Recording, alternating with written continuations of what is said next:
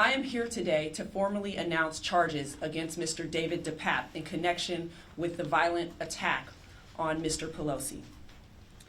The charges that we are filing today include attempted murder, residential burglary, assault with a deadly weapon, elder abuse, false imprisonment of an elder, as well as threats to a public official and their family.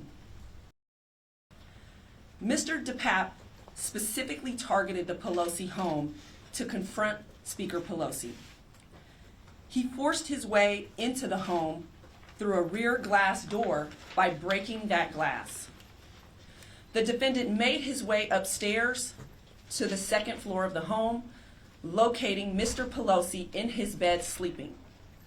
He woke him up, confronting him about the whereabouts of Speaker Pelosi. He was forced to get out of bed, and at some point during that encounter, Mr. Pelosi attempted to access the elevator in the home, which has a phone. The defendant then blocked Mr. Pelosi's access to that elevator. It was at some point after that Mr. Pelosi asked to go to the bathroom, which is where he was able to call 911 from his cell phone. 2 police officers arrived at the front door 2 minutes after that 911 call. When that door was opened, the defendant was holding his hammer, which Mr. Pelosi appeared to be attempting to control by holding a portion of that hammer. The defendant then pulled the hammer away from Mr. Pelosi and violently struck him in the top of his head. The police then immediately apprehended the defendant.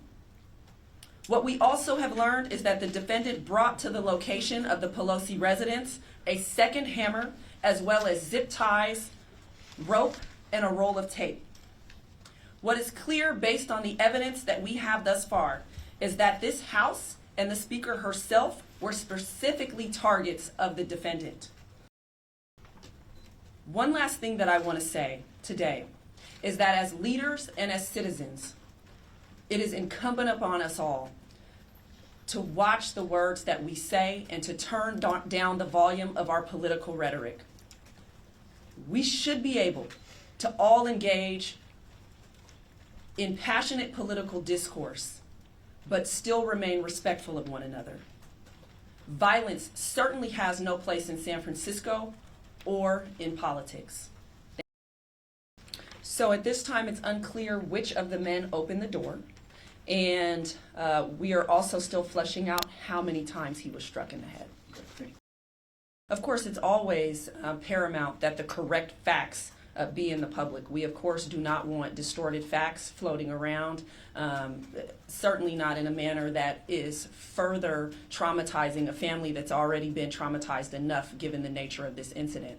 And so that's why it's of paramount importance. Yes, it appears as though this was based on his statements and comments that were made in that house during his encounter with Mr. Pelosi, that this was politically motivated. Currently, he's facing 13 to life. We really appreciate everyone's time and attention, and we know you have to all go file your stories and get on, do the things